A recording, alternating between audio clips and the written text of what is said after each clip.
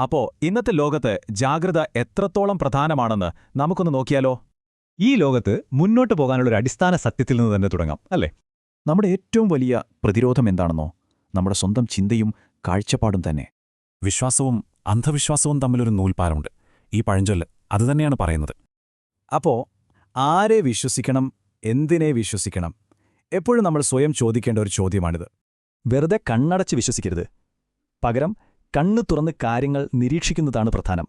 കാണുന്നതൊന്നുമല്ല സത്യം. ആ മാന്യതയുടെ മുഖമൂടിക്ക് പിന്നിലുള്ളവരെ തിരിച്ചറിയാൻ പഠിക്കണം.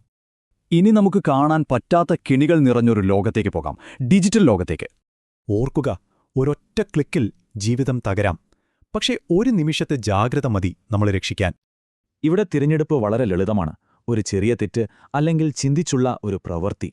കാണുന്ന ലിങ്കുകളിലെല്ലാം കയറി ക്ലിക്ക് ചെയ്യരുത്. അതൊരു കെണിയാകാം. എപ്പോഴും സൂക്ഷിക്കുക.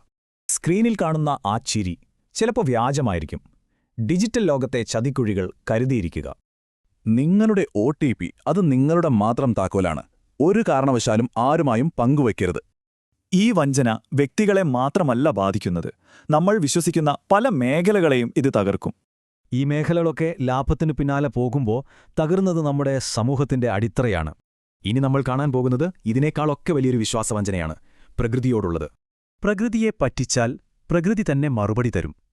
കാലത്തിന്റെ കളികൾ എപ്പോഴും ശ്രദ്ധിക്കണം. ഈ ഭൂമി നമ്മുടേത് മാത്രമല്ല, അടുത്ത തലമുറയ്ക്ക് യാതൊരു കേടുപാടുമില്ലാതെ ഇത് തിരികെ നൽകണം. അപ്പോ ഈ എല്ലാ ചതികളിൽ നിന്ന് നമ്മളെ രക്ഷിക്കുന്ന ആ കവചം എന്താണ്? എപ്പോഴും ജാഗ്രതയോടെ ഇരിക്കുക, അറിവ് നേടുക, വിവേകത്തോടെ അതിനോട് പ്രതികരിക്കുക. അതാണ് പ്രധാനം. ഒന്ന് ചിന്തിച്ചു നോക്കൂ, നിങ്ങളുടെ ജീവിതത്തിലെ കുറച്ചുകൂടി ജാഗ്രത എവിടെയാണ് വലിയ മാറ്റമുണ്ടാക്കുക?